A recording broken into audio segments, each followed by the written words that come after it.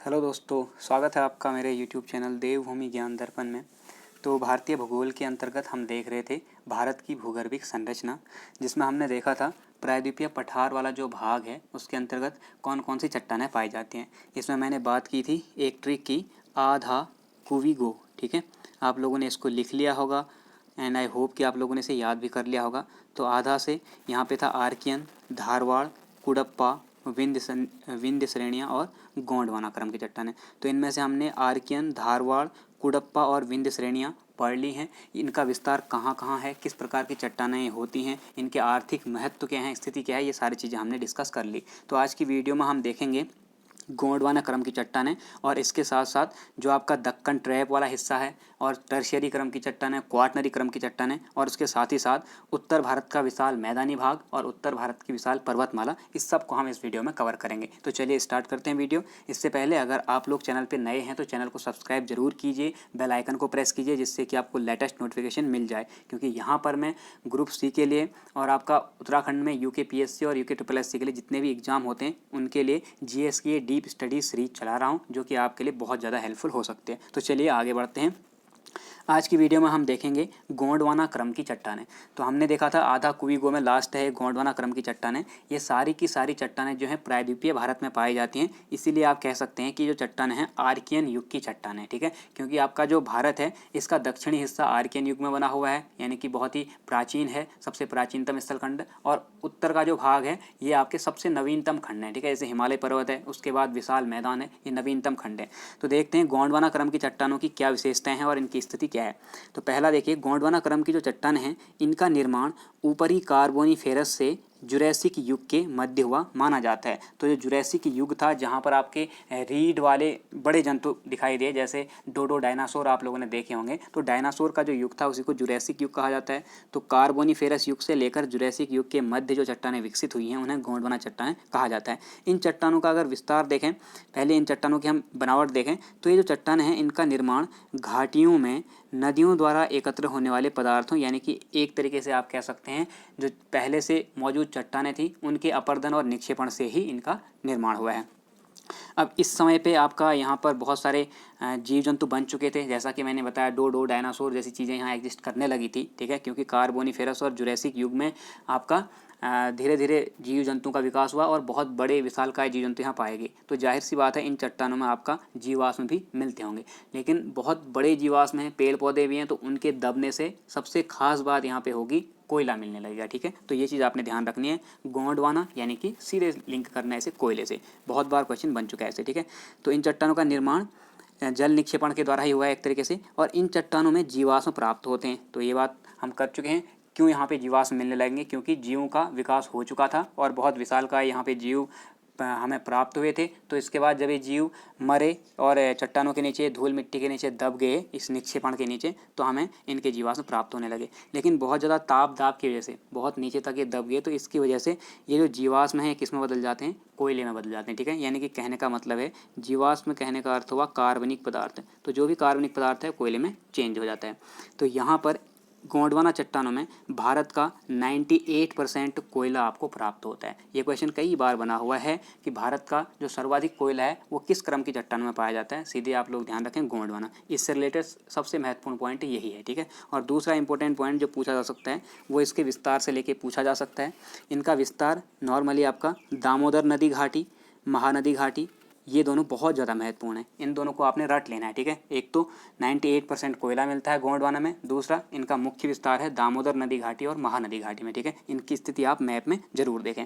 आगे राजमहल की पहाड़ियाँ, सतपुड़ा में भी इनका विस्तार देखने को मिलता है। और इसी के साथ साथ एक बहुत महत्वपूर्ण बात कि कश्मीर घाटी जो है, और कश्मीर घाटी के अलावा दार्जिलिंग, सिक्किम और असम में भी ये पाए जाते हैं। तो कश्मीर घाटी में कोयले का एक बहुत ही इंपॉर्टेंट प्रकार मिलता है भारत में, जो है आपका सबसे बेस्ट प्रकार का कोयला एंथ्रेसाइट। ठीक है, तो इसीलिए यहाँ पे लिखा हुआ है कश्मीर घाटी में भी इनका विस्तार है। तो ये दोनों और ये आप लोगों ने ध्यान रखना ही है।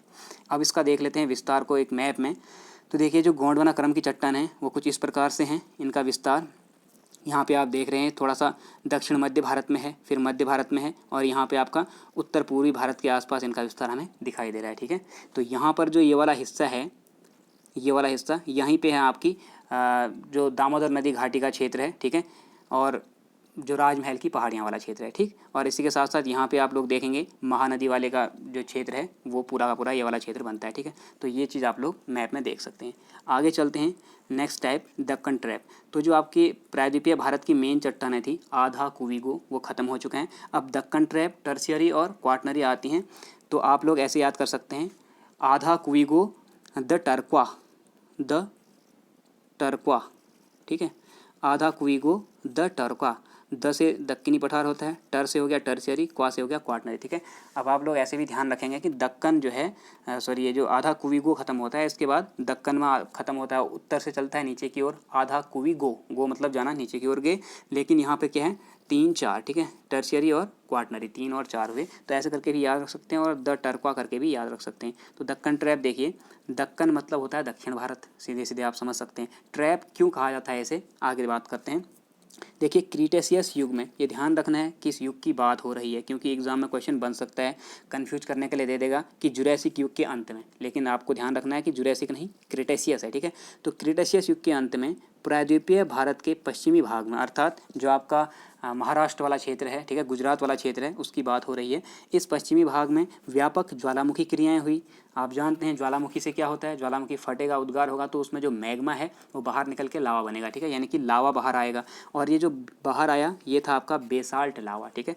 तो इस क्रीटेशियस युग के अंत में ज्वालामुखी क्रियाओं से बेसाल्ट लावा का प्रवाह हुआ, जिसके कारण पश्चिमी जो भारत है यहाँ पर कुछ सीढ़ीदार भू आकृतियों का निर्माण हुआ। क्यों होगा, क्योंकि जैसे आप लोग कोई गाढ़ा द्रव गिलास में लें और उसको ऐसे नीचे गिराएं, तो जब आप नीचे गिराएंगे तो ऐसा नहीं होगा कि सब एक साथ गिर गया, वो धीरे धीरे गिरता रहेगा और बहता रहेगा आगे की ओर, तो ऊपर ऊपर से सीढ़ियाँ जैसी संरचना अपने आप बन जाती है। और वही जम गया, जमने की वजह से उसने पूरा का पूरा जो क्षेत्र था उसे घेर लिया, ठीक है। जैसे यहाँ तक पहली बार बहा, फिर यहाँ तक बहा, फिर यहाँ तक, ऐसे सीढ़ीदार संरचनाएं बनती रही और उसने पूरे क्षेत्र को ढक लिया, इसलिए इसे ट्रैप कहा जाता है। तो यही है आपका दक्कन ट्रैप, ठीक। तो आप लोग ध्यान रखें, क्रीटेशियस युग के अंत में जो बेसाल्ट लावा था उससे सीढ़ीदार जो भू आकृतियाँ बनी उसी को दक्कन ट्रैप कहा गया। इसका विस्तार देखते हैं। दक्कन ट्रैप का विस्तार महाराष्ट्र के अधिकांश भाग में, साथ ही साथ गुजरात और मध्य प्रदेश, ठीक है।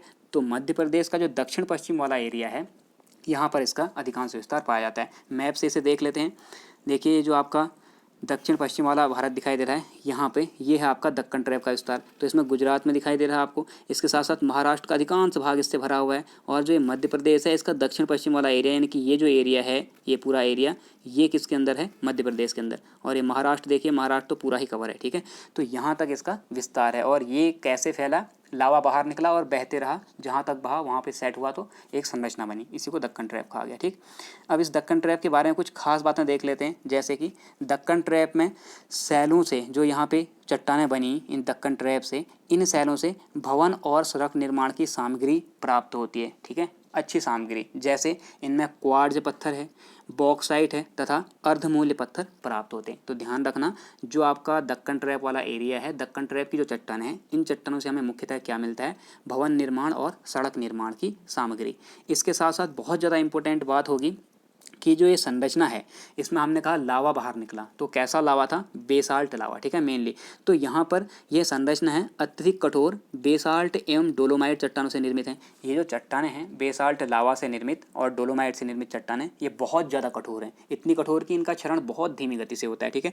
तो इन कठोर संरचनाओं से निर्मित ये चट्टानों से निर्मित एक संरचना है। और इन चट्टानों के धीरे धीरे होने वाले विखंडन से यहाँ पर काली कपासी मिट्टी का निर्माण हुआ है। तो जो काली मिट्टी है उसका निर्माण किससे हुआ है, इस बेसाल्ट लावा से, क्योंकि ये जला हुआ पदार्थ था, बाहर आया, ऑक्सीजन की उपस्थिति में इसने रिएक्शन की और काले रंग का हो गया पूरा। तो इसके क्षरण से जो मिट्टी बनी वो कैसी मिट्टी बनी, काली मिट्टी।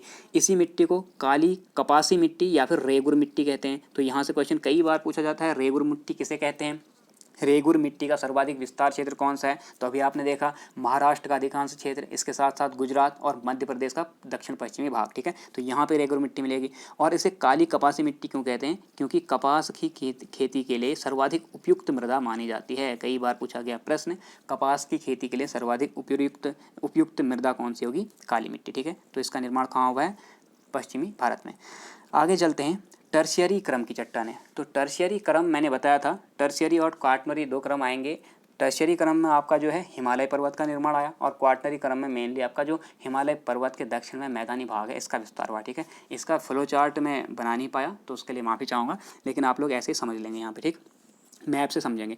तो देखिए जो टर्शियरी क्रम की चट्टानें हैं, इन चट्टानों के बारे में देख लेते हैं। तो टर्शियरी क्रम की चट्टानों का निर्माण इयोसीन से प्लायोसीन युग के मध्य हुआ। मैंने आप लोगों को बताया जो टर्शियरी क्रम है, टर्शियरी क्रम में आपका ईओ, एक ट्रिक बताई थी, ईओ मापा, ठीक है, ईओ मापा, यानी कि इयोसीन, ओलिगोसीन, मायोसीन और प्लायोसीन, ये जो काल था इसमें हिमालय का निर्माण हुआ है, ठीक है। वृहद हिमालय का निर्माण यहाँ से शुरू हुआ और यहाँ आने तक आपका शिवालिक के निर्माण में पहुँच गई थी बात। तो ये जो काल है इसी को कहा जाता है टर्शियरी काल, ठीक है। और वैसे ये सीनोजोइक के अंतर्गत आएगा, उसको हमने काल विभाजन इसमें किया नहीं है, तो आप लोग केवल इतना पढ़ें, एग्जाम के लिए काफ़ी है। तो इसका निर्माण इयोसीन से प्लायोसीन के बीच हुआ है। आगे चलते हैं। टर्शियरी शैलें जो हैं ये मुख्यतः हिमालय क्षेत्र में पाई जाती हैं, क्योंकि हिमालय के निर्माण से संबंधित हैं। प्रायद्वीपीय भारत में ये केवल तटीय क्षेत्रों तक सीमित हैं, तो ये भी ध्यान रखना। टर्शियरी क्रम की चट्टानें सभी जानते हैं केवल हिमालय में पाई जाती हैं, तो सभी लोग यही लगाएंगे, लेकिन ध्यान रखना कि प्रायद्वीपीय भारत में भी इनका विस्तार है, लेकिन कहाँ, केवल तटवर्ती जो क्षेत्र हैं, तटीय क्षेत्र या मैदान तटीय हैं, उन पे पाया जाता है, ठीक है। तट में जो मैदान बने हैं उन्हें तटीय मैदान कहा जाता है, और मैदानों का निर्माण इसी टर्शियरी या क्वाटरनरी काल में हुआ है, तो वो भी आपका इसी काल की संरचना होगी।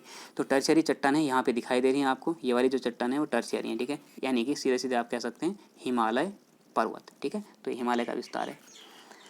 आगे चलते हैं। इन क्रम, जो ये टर्शियरी क्रम है, इसमें क्या खास बात है, तो इस क्रम की शैलों में मुख्यतः पेट्रोलियम पदार्थ आपके पाए जाते हैं, क्योंकि इनके काल तक यहाँ पर बहुत ज़्यादा जीवों का विकास हो चुका था। वो सभी जीव नीचे दबे, जीवाश्म बना, उनके बहुत ज़्यादा ताप दाब से कोयला बना और पेट्रोलियम बना, ठीक है। तो ये दो चीज़ें बनती हैं जब कार्बनिक पदार्थ बहुत समय तक धरती के नीचे एक उचित ताप और उचित दाब में दबे रहते हैं, ठीक है, तो उनसे बनता है कोयला और पेट्रोलियम। तो इस क्रम की शैलों में मुख्यतः पेट्रोलियम पदार्थ पाए जाएंगे, लेकिन ध्यान रखना कोयला भी पाया जाएगा, ठीक है।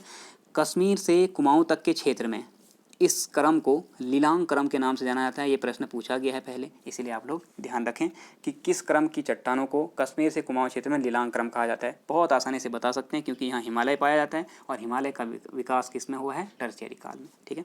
अब आगे देख लेते हैं क्वाटरनरी क्रम की चट्टानें। तो क्वाटरनरी क्रम सबसे लास्ट काल था जिसमें चट्टानों का निर्माण हुआ, और लगभग ये अभी भी चल ही रहा है। तो क्वाटरनरी क्रम की चट्टानों के अंतर्गत प्लीस्टोसीन तथा होलोसीन युगीन शैलें सम्मिलित हैं। तो प्लीस्टोसीन मैंने बताया था, प्लीस्टो यानी कि पीसना, एक तरीके से आप कह सकते हैं, प्लीस्टो पीसना, एक ही जैसा लग रहा है। तो जो चट्टानें बनी यहाँ पे, हिमालय पर्वत जो बना, ठीक है, इसको मैं ऐसे बना देता हूँ जरा, जो हिमालय पर्वत यहाँ पे निर्माण हुआ टर्शियरी काल में, तो इसके पिसने से, इसे पीसेंगे तो क्या बनेगा, यहाँ पर मिट्टी बनेगी, ठीक है। ये मिट्टी जो है आपकी हिमालयी नदियों के द्वारा, जो वर्षा हुई या फिर नदियाँ आई, इनके द्वारा बहाकर लाई गई, और नीचे था आपका समतल एरिया, ठीक। तो इस समतल एरिया में लगातार जमा होते रहा, ठीक है। वैसे जब यहाँ पे हिमालय नहीं था तो यहाँ पे एक समुद्र हुआ करता था, इसे कहा जाता है आपका टेथिस सागर। सभी लोगों ने पढ़ा होगा, ये था टेथिस सागर। तो इसमें जो उत्तर भारत की नदियाँ थी और जो दक्षिण भारत की नदियाँ थी, ये लाकर अवसाद जमा करती थी, ठीक है। लगातार अवसादीकरण हो रहा था, बहुत ज़्यादा अवसाद जमा हो गया। तो जब दक्षिण पश्चिम क्षेत्र से जो आपका ये भारत का प्रायद्वीपीय खंड था, जो कि समोसे जैसे आकार का था, इससे पहले वाली वीडियो में हमने देखा था समोसे जैसे आकार का जो खंड था, ठीक है, ये जब उत्तर की ओर आया तो यहाँ पे इसकी यूरेशियन प्लेट थी, तो यहाँ से आया और इस पर टकराया, तो यहाँ पे जो अवसाद जमा हुए थे वो ऊपर उठे और बना क्या, हिमालय पर्वत, ठीक है। ये बात हम कर चुके हैं, हिमालय पर्वत बन गया। अब इनकी जो मिट्टी है वो जब बह के नीचे आएगी तो यहाँ पे जमा होती गई, लगातार होती गई और फैल गई, तो इससे जो निर्माण हुआ वो बने आपके मैदान, ठीक है। तो जब ये पिसे तब मैदान बने, इसलिए ध्यान रखेंगे क्वाटरनरी क्रम की चट्टानों के अंतर्गत प्लीस्टोसीन युग में मेनली मैदानों का निर्माण हुआ है, ठीक है। जो उत्तर भारत का विशाल मैदान है, चाहे आप उसे गंगा का मैदान कहें या सिंधु ब्रह्मपुत्र का मैदान कहें, तो सिंधु गंगा ब्रह्मपुत्र का मैदान इसे कहा जाता है, क्योंकि पश्चिम में सिंधु नदी है, फिर बीच में गंगा नदी आती है, पूर्व में ब्रह्मपुत्र नदी है, ठीक है। तो ये पूरा मैदान किस में बना है, प्लीस्टोसीन काल में। और होलोसीन युग मतलब आधुनिक युग आता है, ठीक है। आगे चलते हैं।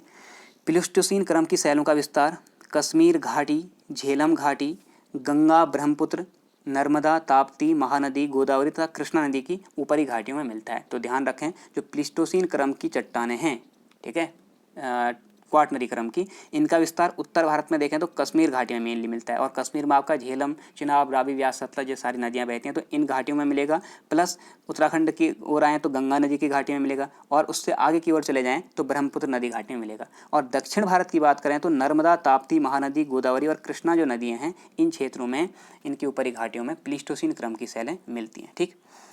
क्वाटरनरी शैल के अंतर्गत ही, क्वाटरनरी क्रम की चट्टानों के अंतर्गत ही एक इंपॉर्टेंट चीज़ पाई जाती है आपकी करेवा, ठीक है। तो ये करेवा क्या है, इनसे कई बार क्वेश्चन बनता है कि करेवा किससे संबंधित है। तो ध्यान रखना, ये करेवा कुछ नहीं है, ये क्या है आपके निक्षेप हैं। और कैसे निक्षेप हैं, झीलीय निक्षेप हैं, ठीक है।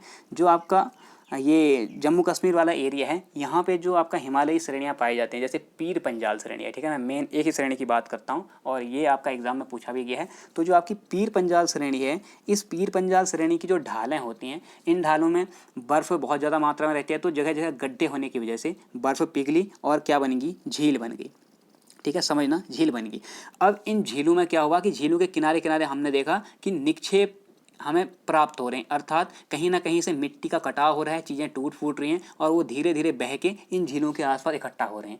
इन चीज़ों को ही हमने क्या कहा, करेवा कहा, ठीक है, करेवा निक्षेप का। और इसीलिए इन्हें करेवा सरोवरी निक्षेप भी कहा जाता है। तो ये जो करेवा निक्षेप हैं, ये जम्मू कश्मीर के लगभग 1500 मीटर की ऊंचाई तक पाए जाने वाली जो पीर पंजाल श्रेणी है, इस पीर पंजाल श्रेणी के ढालों में 1500 मीटर तक की ढालों में सरोवर के किनारे जमा होने वाले कुछ निक्षेप हैं, जिनसे हमें इस बात का पता चलता है कि हिमालय पर्वत जो है अभी भी विकास की अवस्था में है, यानी कि अभी भी विकसित हो रहा है, क्योंकि लगातार बढ़ रहा होगा, हिलडुल रहा होगा और उससे टूट फूट हो रही होगी उसमें, ठीक है। तो उससे जो निक्षेप बन रहे हैं, जो अवसाद बन रहा है, वो कहाँ जमा हो रहा है, इन तालाबों के किनारे जमा हो रहा है, ठीक है। तो इन्हीं को कहा जाता है करेवा। और ये करेवा क्यों इंपॉर्टेंट है, क्योंकि इसमें बादाम, अखरोट, जाफरान की खेती की जाती है। और जो ये आपका जाफरान है, इसी जाफरान की कलियों से आपका केसर बनाया जाता है, ठीक है। तो केसर की खेती मेनली आप कह सकते हैं, और साथ साथ बादाम और अखरोट, ठीक है, चेरी भी यहाँ पे उगाया जाता है। तो ये है आपके करेवा सरोवरी निक्षेप। अब देख लेते हैं प्रायद्वीपीय भारत का महत्व, क्योंकि प्रायद्वीपीय पठार जो था वो पूरा समाप्त हो चुका है। और उसके साथ साथ हमने उत्तर भारत में जो पर्वत श्रेणियाँ हैं उनको भी पढ़ लिया, टर्शियरी क्रम और क्वाटरनरी क्रम के अंतर्गत। तो आपका जो पर्वत वाला हिस्सा था वो पूरा का पूरा समाप्त हो गया लगभग, ठीक है। अब एक बचता इसमें आपका हिमालय पर्वत वाला, जिसको हम देखेंगे आगे। और प्रायद्वीपीय पठार का जो है महत्व हम देख लेते हैं, ठीक है। और हमारे पास दो चीज़ें बची, एक उत्तर की विशाल पर्वतमाला और उत्तर का विशाल मैदान। उसके बारे में हमने ज़्यादा यहाँ नहीं पढ़ना है, ऊपर हम डिस्कस कर चुके हैं वैसे भी, हिमालय पर्वत टर्शियरी क्रम में बन चुका करके, ठीक है। तो थोड़ा बहुत देखेंगे, बाकी प्रायद्वीपीय पठार का महत्व देख लेते हैं। तो सभी लोग जानते हैं महत्व, फिर भी मैंने कुछ इंपॉर्टेंट पॉइंट यहाँ ऐड कर दिए। जैसे भौगोलिक दृष्टि से दक्कन का पठार लंबवत संचलन का उदाहरण रहा है। इंपॉर्टेंट बात है, अब आप लोग सर्च करेंगे कि लंबवत संचलन क्या होता है। अगर आपको नहीं मिलता है तो आप कमेंट करके जरूर बताएं, ठीक है। लंबवत संचलन का उदाहरण रहा है क्या, दक्कन का पठार। यहाँ पर अनेक जलप्रपात मिलते हैं जिनसे जल विद्युत का उत्पादन संभव हो पाता है, क्योंकि बड़े बड़े चट्टानें हैं और ये बहुत प्राचीन काल की चट्टान हैं। तो यहाँ पर क्या है, इन चट्टानों से गिरने के कारण जलप्रपात मिलते हैं।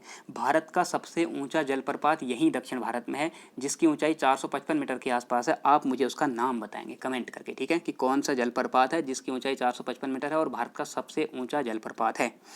तीसरी चीज़ देखिए, प्राकृतिक खड्डे यहाँ पे मिलते हैं, ठीक है। बहुत टूट फूट की वजह से जो प्राचीन चट्टान है उनमें प्राकृतिक गड्ढे बन गए हैं। इन खड्डों में तालाबों की अधिकता है, तो यहाँ पर जो है पानी जमा होने से तालाब बन गए और इससे क्या है, यहाँ सिंचाई व्यवस्था संभव हो पाती है। आगे देखें, दक्कन का जो पठार है, इसके अपरदन से उपजाऊ काली मिट्टी निर्मित हुई है, जो कि कपास की खेती के लिए सर्वाधिक उपयुक्त है, ठीक है। ये भी एक प्रायद्वीपीय पठार का महत्व है। अगला देखें, जो पश्चिमी घाट है, पश्चिमी घाट की अधिक वर्षा वाले समतल उच्च भाग में लेटेराइट मिट्टी मिलती है। भाई जो लेटेराइट मिट्टी है, इस पर भी मैं आगे बात करूँगा जब मृदा चलेंगे हम, क्योंकि लेटेराइट मिट्टी का यहाँ मिलना एक असामान्य बात है। लेटेराइट मिट्टी जो है ये भूमध्य रेखीय देशों की इस आप कह सकते हैं विशेषता है, ठीक है। तो यहाँ क्यों आई, कैसे आई और लेटेराइट मिट्टी क्या होती है, इसके बारे में हम बात करेंगे। इस लेटेराइट मिट्टी से आपकी ईंट बनाई जाती है, ठीक है, ध्यान रखना, ईंट बनाने वाली मिट्टी भी इसे कहते हैं। तो ये जो लेटेराइट मिट्टी है ये कहाँ मिलती है, पश्चिमी घाट के अधिक वर्षा वाले मैदानों में। और यहाँ पर इस मिट्टी पर मसाले, चाय और कॉफ़ी की खेती की जाती है। तो ये ध्यान में रखना है कि पश्चिमी घाट में मसालों या चाय की कॉफ़ी के लिए प्रसिद्ध मृदा कौन सी मिलती है, वो है आपकी लेटेराइट मृदा। और ये केवल प्रायद्वीपीय भारत के कारण है, ठीक है, अन्य जगह नहीं होगी। आगे देखते हैं, प्रायद्वीपीय पठार के जो शेष भाग हैं इनमें लाल मिट्टी मिलती है, जिसमें आपका मोटे अनाज, चावल और मेनली तंबाकू तथा सब्जियों की खेती की जाती है, ठीक है। तो तंबाकू उगाया जाता है लाल मृदा में।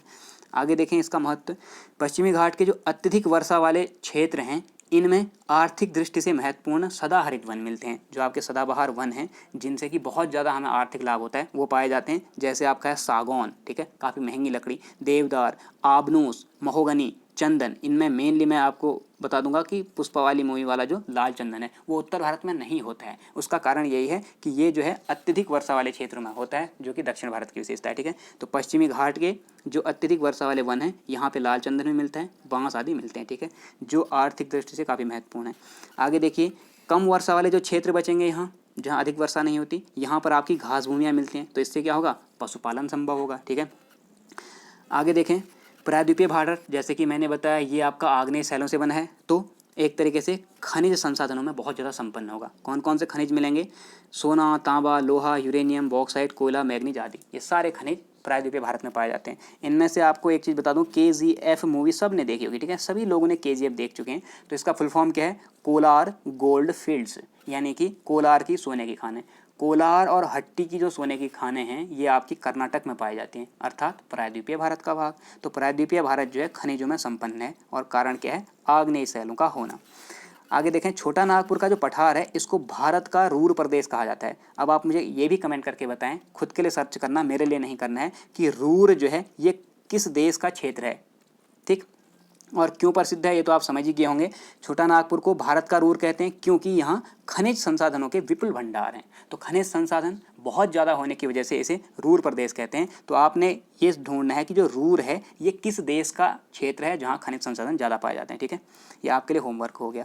आगे देखें, जो तटीय भाग हैं, तटीय भागों पर अनेक खाड़ियाँ और लैगून मिलते हैं हमें। ठीक है, और जिनके कारण यहाँ पर बंदरगाह और पोताश्रय का निर्माण संभव हो पाया है। आपको पता होगा उत्तराखंड में बंदरगाह नहीं बन सकता, ठीक है, क्योंकि यहाँ समुद्र नहीं है, खाड़ियाँ नहीं हैं, जबकि पश्चिमी घाट, पूर्वी घाट में आपके सबसे ज़्यादा हमारे बंदरगाह हैं, सारे बंदरगाह वहीं स्थित हैं। तो उसका रीज़न है वहाँ पे अनेक खाड़ियाँ या फिर लैगून की उपस्थिति। ठीक, तो ये महत्व है प्रायद्वीपीय भारत का हमारे लिए।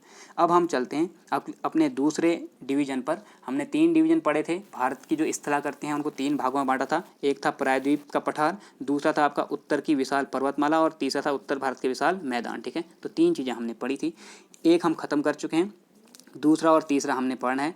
तो दूसरे में आते हैं उत्तर भारत की विशाल पर्वतमाला। इसके बारे में आप सब कुछ जान चुके हैं, टर्शियरी क्रम में निर्माण हुआ है, हिमालय का क्रम इसके अंतर्गत आता है। ठीक है, तो ज़्यादा हमने कुछ नहीं पढ़ना है, बस इसकी विशेषताएं देख लेनी है।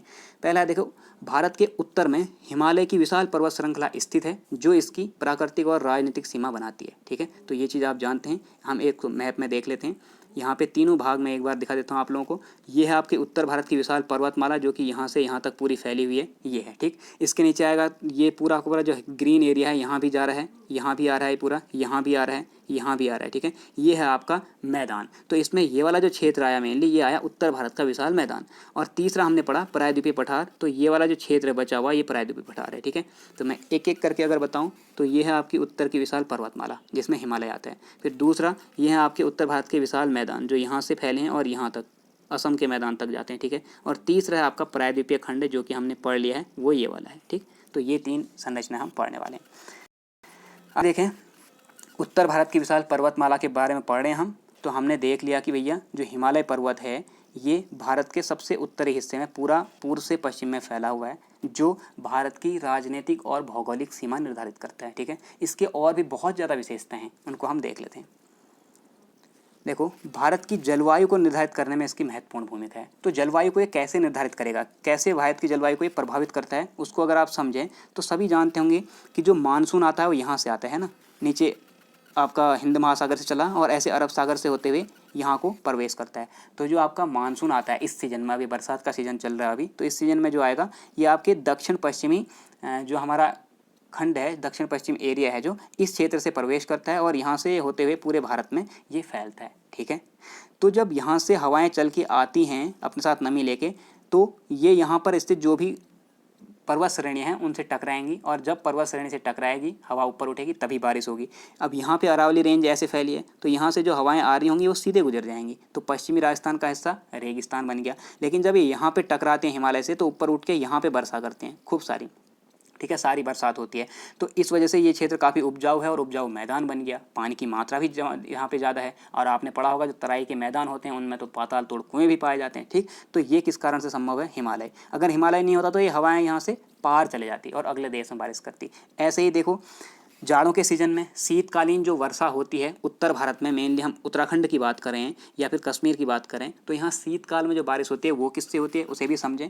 तो आपका पूरा वर्ल्ड का मैप देखेंगे तो यहाँ कहीं मैं ऐसे मान लेता हूँ कि यहाँ से बाहर यहाँ कहीं, ठीक है, भूमध्य सागर है आपका, भूमध्य सागर, काला सागर, कैस्पियन सागर यहाँ है। तो यहाँ से जो पश्चिमी उत्तर पश्चिमी क्षेत्रों से जो ठंडी ध्रुवीय हवाएं आते हैं, क्योंकि जैसे जैसे हम उत्तर की ओर जाएंगे तो हमें उत्तरी ध्रुव मिलेगा पृथ्वी का, ठीक है, ये भूमध्य रेखा है, यहाँ पे कहीं भारत है, ये उत्तरी ध्रुव।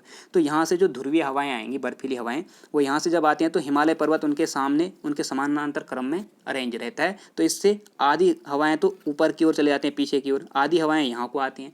तो अधिकांश जो हवाएं हैं उत्तर की ओर चले जाते हैं, जिस वजह से शीत लहर जो होती है, ध्रुवीय हवाएं, वो यहाँ नहीं आ पाती हैं, ठीक है। और ऊपर से जो डायरेक्ट आ रही होंगी वो भी बिल्कुल नहीं आएंगी। लेकिन जो दक्षिण की ओर कुछ एक दो धाराएं इसकी आई इस हवा की, वो यहाँ छोटे छोटे इन पर्वत श्रेणी से टकराकर बारिश करती है। तो अगर आपसे पूछा जाता है उत्तराखंड में या उत्तर भारत में शीतकालीन वर्षा किसके द्वारा होती है, तो ध्यान रखें इन पश्चिमी ध्रुवीय हवाओं से, जिन्हें पश्चिमी विक्षोभ कहा जाता है, ठीक है, पश्चिमी विक्षोभ।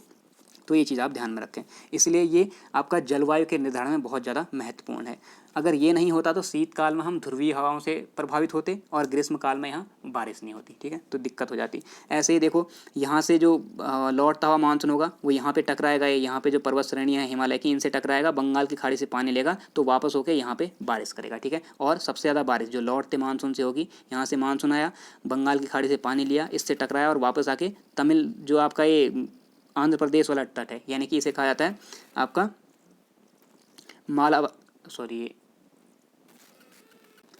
कोरोमंडल तट, ठीक है। तो ये जो आपका कोरोमंडल वाला तट है, इस पे जो सर्वाधिक वर्षा होती है वो लौटते हुए मानसून से होती है। तो ये चीज़ भी आपने ध्यान रखनी है, एक इंपॉर्टेंट फैक्ट है, ठीक। तो आगे चलते हैं। आप समझ चुके होंगे कि जलवायु के निर्धारण में कैसे हिमालय पर्वत जो है महत्वपूर्ण भूमिका निभाता है। आगे देखें, हिमालयी जो नदियाँ हैं ये वर्षवाहिनी होती हैं। कारण है हिमालय में बड़ी मात्रा में बर्फ़ जमा है, तो बारिश के सीज़न में नदियों को बारिश से पानी मिलेगा, गर्मी के सीज़न में बर्फ़ पिघलने से, ठीक। आगे चलते हैं। हिमालय की नदियाँ अपने साथ बड़ी मात्रा में अवसाद भी लाती हैं, और इस अवसाद से क्या होगा, यहाँ पर उपजाऊ जलोढ़ मैदानों का निर्माण होगा, ठीक है। और इन जलोढ़ मैदानों में भी दो प्रकार के आते हैं। जो नए जलोढ़ मैदान हैं उन्हें खादर कहा जाएगा, पुराने जलोढ़ मैदानों को बांगर कहा जाता है, ठीक है, ये भी आप लोग जानते हैं। आगे देखें, हिमालय में कोबाल्ट, निकल, जस्ता, तांबा, एंटीमनी, बिस्मिथ जैसे खनिज संसाधन भी हैं। ये और ये कैसे खनिज हैं, ये हैं आपके सारे के सारे धात्विक खनिज। तो यहाँ पर हिमालय में धात्विक खनिज भी उपलब्ध होंगे, ठीक है, क्योंकि हिमालय की रीढ़ में कहीं ना कहीं आपको आर्कियन क्रम की चट्टानें मिलती हैं। हालांकि उसकी रीढ़ में होने की वजह से या बेस में होने की वजह से इनका जो दोहन है वो बहुत ज़्यादा कठिन है। अभी तक इसके लिए कोई हमारे पास टेक्नोलॉजी नहीं है दोहन करने के लिए, लेकिन हमें पता है कि यहाँ पर क्या है, ये खनिज उपलब्ध हैं। और अधात्विक खनिजों की बात करें तो अधात्विक खनिजों में यहाँ पर कोयला और पेट्रोलियम मिलेगा, क्योंकि मैंने बता दिया हिमालय पर्वत का जब निर्माण हुआ तो यहाँ पर बहुत ज़्यादा जीव विकसित हो चुके थे, और उनके जीवाश्मों के नीचे दबने की वजह से ही यहाँ पर कोयला और पेट्रोलियम का निर्माण होता है, ठीक है। तो ये भी यहाँ पर मिलते हैं। इसके साथ साथ मैंने आपको ये चीज़ पहले बता दी, जो आपका जम्मू कश्मीर लद्दाख का कारगिल क्षेत्र है, इसमें एक क्षेत्र आता है आपका रियासी, बहुत ज़्यादा महत्वपूर्ण है, रट लो, ठीक है। तो कारगिल क्षेत्र के रियासी में सबसे अच्छी गुणवत्ता वाला एंथ्रेसाइट कोयला मिलता है। जैसा कि आपको पता होगा कोयले के 4 टाइप होते हैं, एंथ्रेसाइट, बिटुमिनस, ठीक है, लिग्नाइट और पीट। तो ये 4 टाइप हैं आपके कोयले के। इनमें सबसे बेस्ट कोयला होता है एंथ्रेसाइट, जो कि कहाँ मिल रहा है, कारगिल क्षेत्र के रियासी में कुछ मात्रा में। जबकि आपसे पूछा जाता है भारत में सर्वाधिक कौन सा कोयला पाया जाता है, तो आप ध्यान रखेंगे बिटुमिनस टाइप का कोयला, ठीक है, यानी कि बी प्रकार का। आगे चलते हैं। एक और इसका महत्व हिमालय का, तो हिमालय में वन संसाधन बहुत इम्पोर्टेंट है। वन संसाधन पाए जाते हैं, जिसके अंतर्गत सागौन, शीशम, ओक, देवदार, बांस आदि के वन पाए जाते हैं, जो आर्थिक दृष्टि से काफ़ी महत्वपूर्ण है। साथ ही साथ यहाँ पर दुर्लभ जड़ी बूटियाँ पाई जाती हैं, जो कि बहुत ज़्यादा महत्वपूर्ण है। तो ये दुर्लभ जड़ी बूटियाँ हिमालयी क्षेत्र में ही पाई जाती हैं मेनली, ठीक। तो ये है आपका उत्तर भारत की विशाल पर्वतमाला। अब हम लास्ट देखते हैं उत्तर भारत का विशाल मैदानी भाग, और इसी के साथ भारत की जो भूगर्भिक संरचना है समाप्त हो जाएगी, ठीक है। तो उत्तर भारत का विशाल मैदानी भाग, जैसा कि मैंने बताया, ऐसे उत्तर में हिमालय पर्वत है, इसके जस्ट नीचे इन हिमालयी नदियों के द्वारा लाया गया जो अवसाद होगा उसके जमा होने से मैदान बना, फिर उसके दक्षिण में आपका प्रायद्वीपीय भारत आता है, ठीक है। तो इसके बारे में देख लेते हैं। देखिए, इनका निर्माण क्वाटरनरी या फिर नियोजोइक महाकल्प के प्लीस्टोसीन एवं होलोसीन कल्प में हुआ। जैसा कि मैंने बताया, हिमालय श्रृंखलाओं के पिसने से जो आपकी मिट्टी बनी उससे मैदान बना है, तो प्लीस्टोसीन काल में इसका निर्माण हुआ। यह भारत की नवीनतम भूगर्भिक संरचना है, ये भी आप ध्यान रखेंगे, इंपॉर्टेंट। अगर आपसे पूछा जाता है नवीनतम पर्वत श्रृंखला, तब आप कहेंगे हिमालय श्रृंखला भारत की नवीनतम पर्वत श्रृंखला है। जबकि नवीनतम भूगर्भिक संरचना दी और उसमें हिमालय और ये उत्तर भारत के मैदान दोनों ही दिया है, तो आप इसके साथ जाएंगे, ठीक है। क्योंकि हिमालयी नदियों के द्वारा लाए गए अवसादों से इनका निर्माण हुआ, तो आप समझ सकते हैं हिमालय के बाद निर्मित हुई।